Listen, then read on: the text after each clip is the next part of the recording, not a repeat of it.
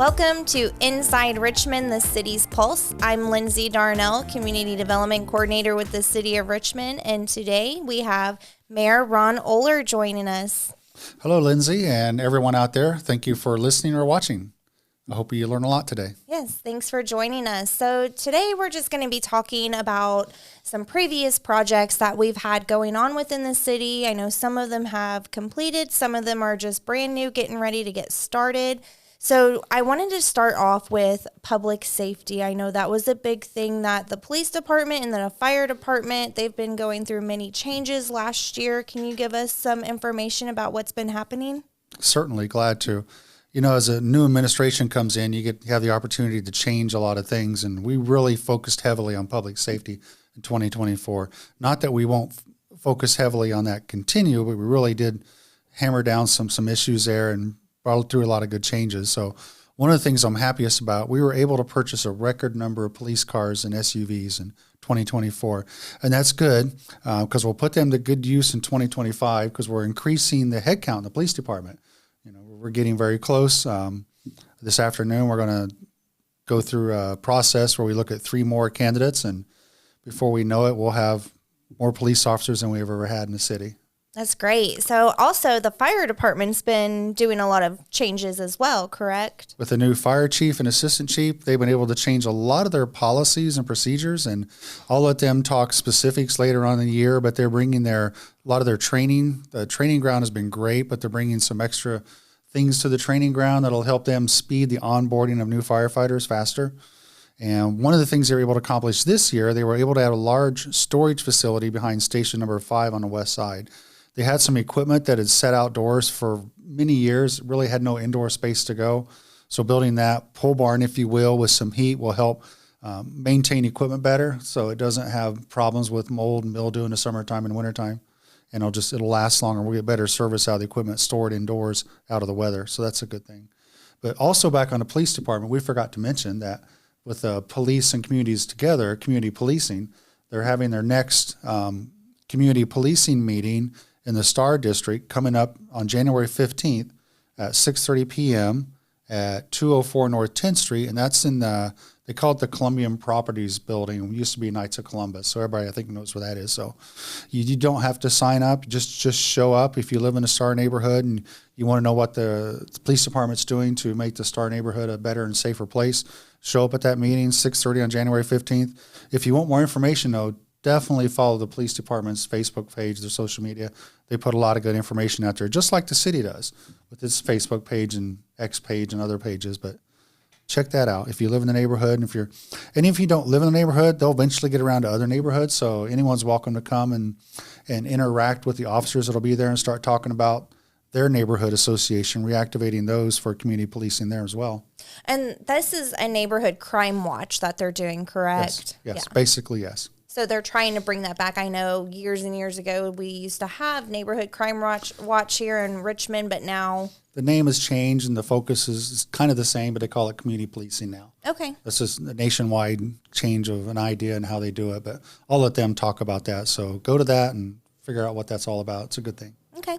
And then I know we're kind of bouncing back and forth, but the Richmond Fire Department, one thing that I wanted to let the community know is I'm not sure if everyone knows. I know that they had a big ceremony, but they have the first ever Safe Haven baby box here in Richmond. It's located at Station 1, which is at 101 South 5th Street. Yes. This is something that's great for our community. You know, if there's any women out there that just feel like they're not ready yet or they are having some issues and they want to anonymously give up their baby, there is a safe option. They can take it to the fire station. And the laws changed years ago where you could bring a baby to any fire station, but some were hesitant to because it wasn't anonymous and they were afraid they'd be in trouble. So creating these safe haven baby boxes, if a baby's dropped in there, an alarm immediately goes off inside the fire station. And if no one's in the fire station, it goes off on several phones. So they immediately get in there and get that baby and get it the assistance it needs and take care of it. And it's a heated box. It was crazy expensive because we had to drill through 3-foot concrete walls. So it was crazy expensive to install it, but absolutely necessary to save lives. Very important. Yes, I'm very excited. I know Connorsville has one. So with us here in Richmond finally getting one, I think that is a great move forward to shaping the future that we are heading in. Yes. So let's also talk about the former Elder-Beerman. It is finally down. I don't know if any of you guys have driven by it, but it's completely down. There is still some rubbish, but they are clearing it quickly. So let's talk about that. And we're excited about the future, but we're also emotional about the past. I mean, that was the first building that had an escalator that I rode in as a child. So I remember a lot of history to that building, buying clothes. And we tried for 6 years to find a different use for that, but just after COVID, 100,000 square foot retail spaces are not coming back to downtowns. So for 6 years, we marketed it, we really tried, and we just could find no better use for it that wasn't overly expensive. And at the end, it was determined by some developers, and after this is the third developer to look at it, that it made sense just to demolish it and build new.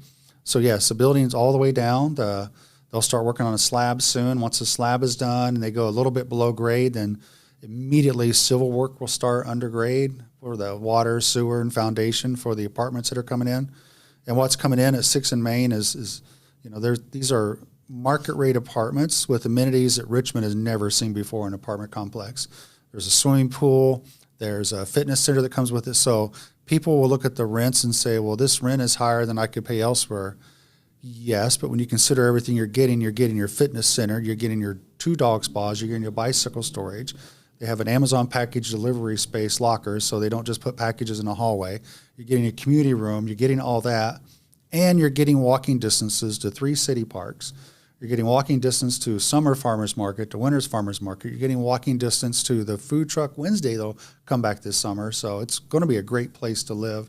And talking to a lot of the local businesses, they struggled with keeping employees here, especially younger employees, because they don't have apartments with amenities that they can find.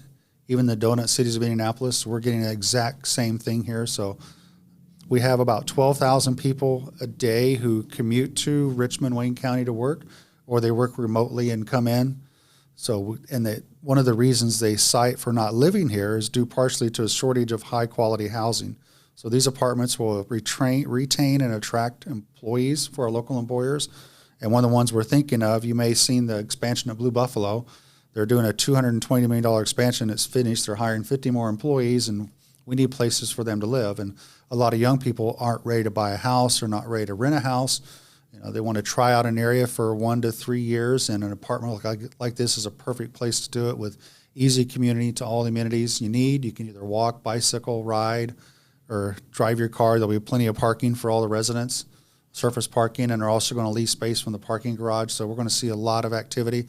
The plan is right now they'll start constructing those later this spring, summer, and start leasing in 2026. So we're getting there. We're moving forward. We're trucking along. Yes, this is something Richmond's needed in a long time, and that just became really the best space for it. With closeness to 3 city parks and all the other amenities, there's not going to be anything quite like it, even in the state. Yes, and that, not to mention there's several businesses here on Main Street walking distance as well that Shops, they can visit. Retail, restaurants, bakeries, yes. And more to come. Yes, we're more to excited. come. There's a lot of pent-up demand, a lot of people out there in the wings waiting. Once the apartments start leasing, they'll start opening these storefronts and bringing in shops. Well, I'm excited. I'm excited to see what it's going to look like. Hopefully they'll have a tour. I don't know if that's there'll something. be lots of fun things. One thing, if you stand at the corner of 5th and Main, not 6th and Main where the explosion was in 68, and you look around, you'll see the Social Security office, you'll see the library, you'll see City Hall, you'll see the county jail and sheriff's department, you'll see the county annex, the county courthouse, the county health department, you'll see the FSSA offices, you'll see DCS offices. There are 800 government employees working in this 4-block area. That's and having an option to live closer and walk to work, I'm sure a lot of people will jump on that.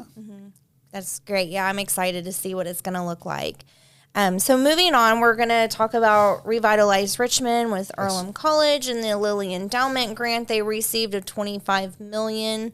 Is there any more updates on that? Sure. They're starting to activate some of that stuff. If Revitalize Richmond is a project that is funded partially $25 million from the Lilly Endowment Grant to Earlham College is managing. But when it's matched with local investment dollars, we'll be at about $150 million of investment downtown in the next 4 years. So they're starting to purchase some buildings, starting to renovate some buildings, and it really will start spinning up this year. There's 3 primary aspects of that campaign: to build, connect, and activate. So it even includes some stuff in the Gorge Park, not just the buildings downtown. This is just an awesome time for the city of Richmond. The next 4 or 5 years for the city of Richmond, it's going to be incredible. But since Earlham is managing that project, you want to find out more information, Revitalize Richmond, go to Earlham's website and follow Revitalize Richmond on our website. But they also post regularly on social media too, updates what they're doing moving forward. And it's really you're going to see a lot of stuff spinning up this summer. I'm excited. I know as a kid, we used to come down here to the promenade. It's Main Street. We call it Main Street now. When I was a teenager, we used to cruise the promenade, Sure. and then it just kind of, dissipated. So I'm excited. I have kids, so hopefully with all of the renovations, all of the businesses that they're going to attract down here, it'll bring the kids back down here as well. Yeah, bring everybody back down here. I mean, the boutique shops that are planned, more restaurants that are planned, it's going to be a destination place. As much as time and energy that the city spent in the historic Depot District years ago, that really paid off, and we're about to do the same thing downtown. And those two are connected. So they're in walking distance of each other, so this is really going to change the way people visit and interact with the entire city. That's something that the community can really do, is reminisce on the past of what the promenade or Main Street was. And yes, we can be sad of what it was, but that's the past. The future is always going to be before us. And so I think, if we can just all get on board and be like, you know what, we're trucking forward, we're moving forward, we're never going to be able to move backward. So it's time for us to see the change and start, building up the Main Street. Yes, I'm excited. Okay, so other exciting news. This week, we had the US 27 bridge open. Yay. Let's talk about that. I know it was... I'm looking out a window, and we could just drive right up there now. It's so nice. 2 years. 2 years. So yeah, it took 2 years to demolish and replace that bridge, and it was past due. NDOT planned this for several years, and one of the things they did, they did a lot of cool things and very important things. One of the things that had to change, though, that precipitated this, was the height clearance for railroads. That bridge that was there was too low for the new standards for bridges over railroad tracks because of the way they stack cargo containers and other stuff, so it had to be raised a bit. So when you drive over, especially heading north, you'll notice the ramp is steeper and you notice it's a little bit higher. That was one of the things. The other thing is, of course, the bridge, the piers were deteriorating, and its design was really outdated with so many piers, so now there's fewer piers. And, of course, the other thing that happened is that area between North E and Elm Place where you could drive under, that's totally unsafe. We don't want cars driving into piers that hold up a bridge with heavy traffic on it. So that is now blocked off to traffic. Elm Place is open, North E is open. But that space, the city will be meeting with the Depot Association and depot businesses and people interested in the depot on how to make that into a public space or a park. Or, I was recently, I got to talk about this. I can't stop talking about it. I was recently in Shelbyville, and right off of Main Street, there's an alley that people take between some Main Street buildings to a parking lot in the back. And through a quality of price program, they were able to decorate this alley even with chandeliers hanging across it. And I envisioned something like that in that space. That's within the city's first DORA. So when there's DORA events, that'd be a great place to hang out and be in the shade, especially in the summertime. You get free shade from the bridge. So looking forward to developing that space into someplace people would want to hang out. And for those of you that don't know what a is a designated outdoor refreshment area.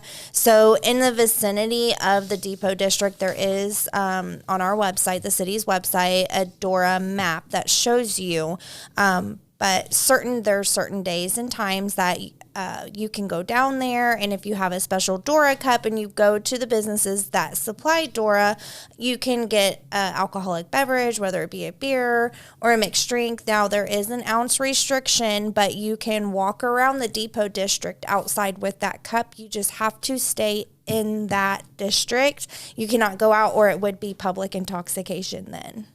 Yeah, good deal. And again, that was an NDOT project, not a city project, but They were very forward thinking with us several years ago when I was on council. We found some extra money to make the concrete decorative, and that fence that had to go on the sidewalk side. Anytime you build a bridge over a railroad track nowadays, you have to have a certain height of fence to keep people from falling onto the track. So that one side, the west side, has that fence where the sidewalk is, and we were able to, instead of just putting a plain chain link fence, they put a more ornamental fence. They put the city of Richmond and the city's red color letters right on the fence, and it looks a lot nicer than an industrial bridge. So it really ties in the aesthetics of the historic depot district. That was important because we know that bridge will be there for 50 years like the old one was. So we need to make it look nice, not only be functional, but fit the space. And they did. NDOT did an amazing job. You know, we want to give them credit. We know it was a long time, but if you had seen pictures of the bridge before they had to tear it down, it was very deteriorated and unsafe. So it was something that needed to be done. And it looked industrial. It did not look like it wasn't interesting. Right. Didn't make the place appealing. But we met with NDOT yesterday for quite a while, and one of the things we're excited about, when that bridge opened, you know, they finished the work on 8th Street and 9th Street. They finished the work on Chester Boulevard. They finished the work on 27th through town. They finished work on 40. All of our state highways through the city have been rebuilt, and they're going to leave us alone for a while. Well, that's good, because I know that... Except for Interstate 70, that's next. But they're going to... Downtown's open for business. Traffic's open now. I say that, but the bridge isn't quite finished, the 27 overpass bridge. They'll have to come back and put some permanent striping in when the weather's nice and it won't freeze. But they don't even think they'll have lane restrictions when they do that. They'll just have the trucks and putting down the permanent reflective striping and stuff. They have a punch list of a handful of items to do. And while they're doing that, they'll finish the surface paving on Fort Wayne Avenue. It was paved before winter, but the top coat wasn't paved before the asphalt plants come down. So they'll come back in the spring and they'll finish that top paving and some of the soft landscaping around there. So the whole depot will be finished in the spring. I mean, it's usable now, drivable now, it's open.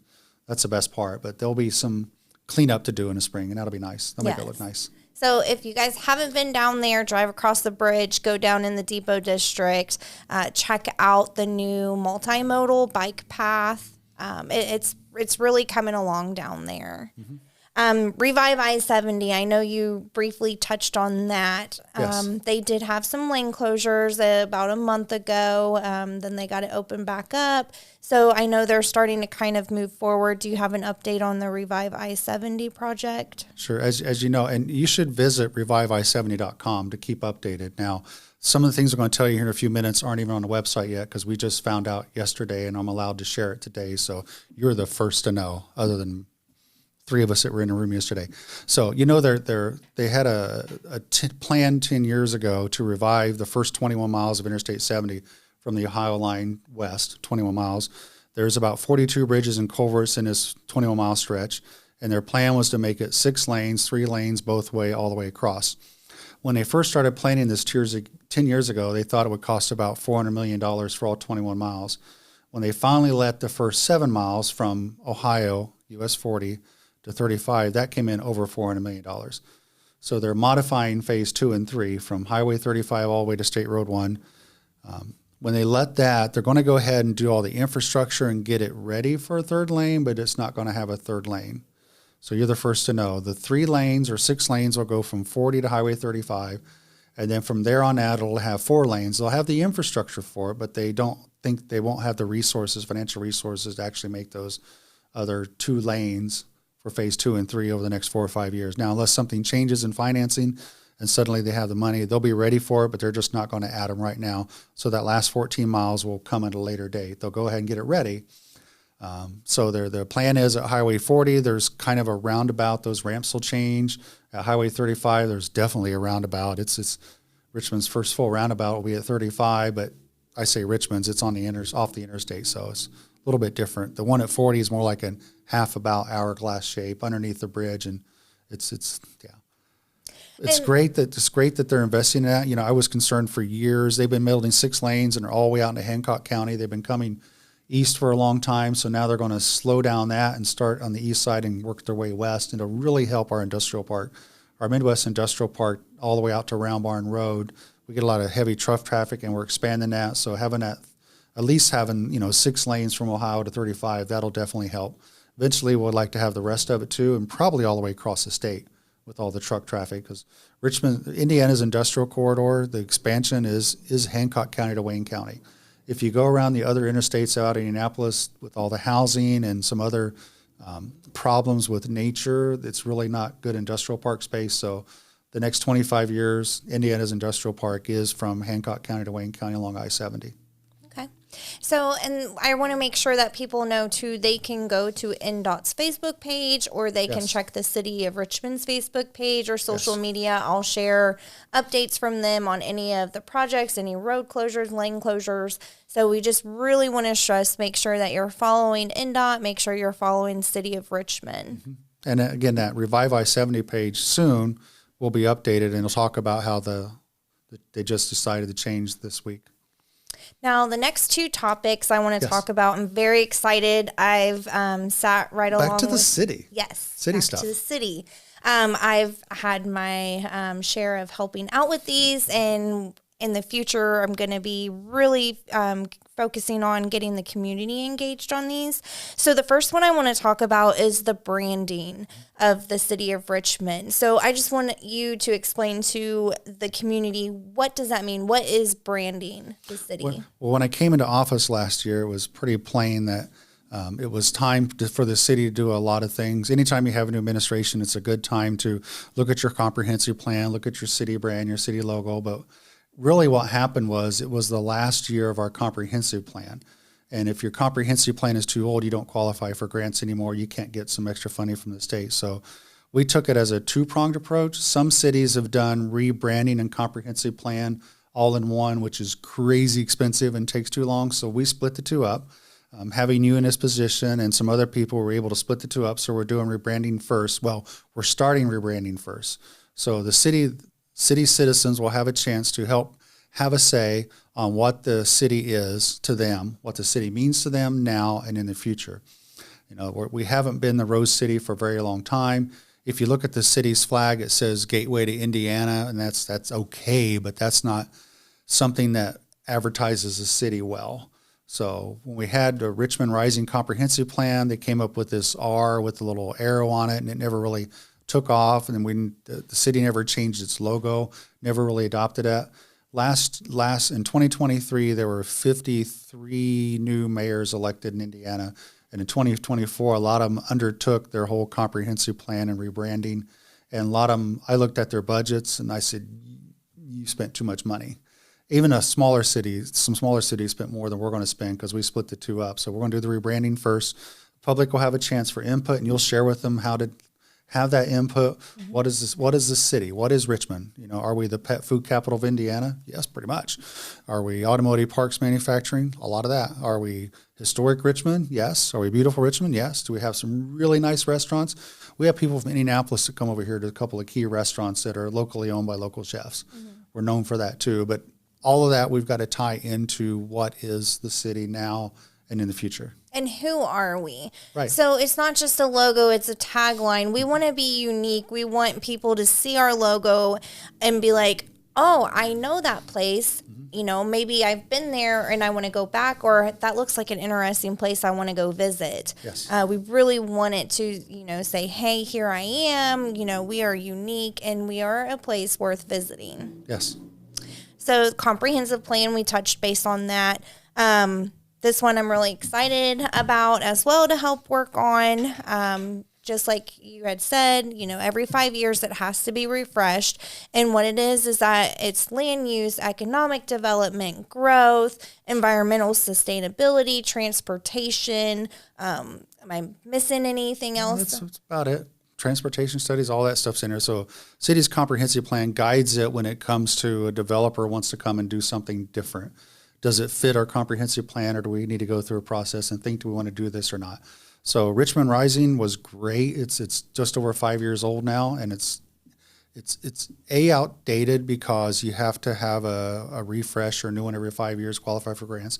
But B, what's really important is now's a good time to look at that, see what we accomplished, see what we didn't accomplish, see what we didn't accomplish that we still want to accomplish, because the thing happened in between there called COVID, and it changed so many things. Mm. so many things changed since COVID. So for example, Wolverine Worldwide's call center headquarters with almost 300 employees, they started working from home during COVID. And then after COVID, they decided we can still work from home. We don't need just big office buildings. So it was recently sold to another company. So there's so many people working from home now using services to deliver things instead of going out and shopping. So our whole plan was based upon what life was before COVID. And then life will never go back to what it was before COVID. So we need to rethink it's a great opportunity. COVID was terrible. I wish it never happened. But we're at a good point where we know everything is different about our society. And we're fortunate that it's 5 years old because we're due for a refresh. Mm-hmm. We didn't wait 15 years and have to start from scratch. All we got to do is look at what we did, and ask the community, well, did you like this? Do you not like that? What would you rather do? This is the time to do that. And that'll guide the city for the next 5 years or so. And that's important too. The community is going to be involved. Yes. We are going to be coming out with a survey soon that'll talk about proposed projects that were on the previous comprehensive plan to see if our vision still aligns, if we still want to head that direction. And that's like a couple of days away, right? Correct. So the first survey is coming really quickly, so watch for that on projects. We want you to help us rank projects. I have ideas. Council members have ideas. People who have been in administration for 20, 30 years have ideas. What really matters, though, is what the citizens want from us. Yes. How do we best serve the citizens' wants? So we want them to rank these projects and get this thing started. And it's important to note the projects that we are going to have on the survey was projects that were presented or were talked about that the community were interested in and wanted 5 years ago at public meetings for the comprehensive plan. So we just want to make sure the community still, we still want that, or no, our ideas have changed and things have changed. We've grown. Our habits have changed. So, maybe we want something else. So this one's not important anymore. And we're going to have you guys rank those. I'll have the survey all set up. We're going to be launching it on Monday next week, hopefully when this is airing, so that you guys can get on there. We want as many people to take the survey, rank the jobs. They're going to be separated in categories: connectivity, quality of place, and infrastructure. Are these still projects that you guys want to see? Rank them 1 through 5. 1, least important. 5, most important, that you do want to see these projects. Yes, that's a great start. It's a brand new year. We're in the first full week, and we had a snowstorm and we got to plow streets on the weekend. So more snow coming. Yeah. So my week, this week started Sunday afternoon at the street department to see if there's anything I could do to help them and just be available to get things going. So they stayed out till 10 o'clock Sunday night, and we're back out again 4 o'clock Monday morning, and did again Tuesday. I think they did a great job with the streets. We've had some really good comments from the people. So that's something. If you see something you like, they would appreciate some positive comments. So yes, it could take 2 days to get to your street because they start with the major thoroughfares first. But when they finally do, you could say, hey, thanks for plowing my street. Thanks for plowing my driveway over. I went out and shoveled it again. And that's kind of a joke because that's going to happen, because plowing the streets and then you clean up your sidewalk is important. You clean up your driveway is important.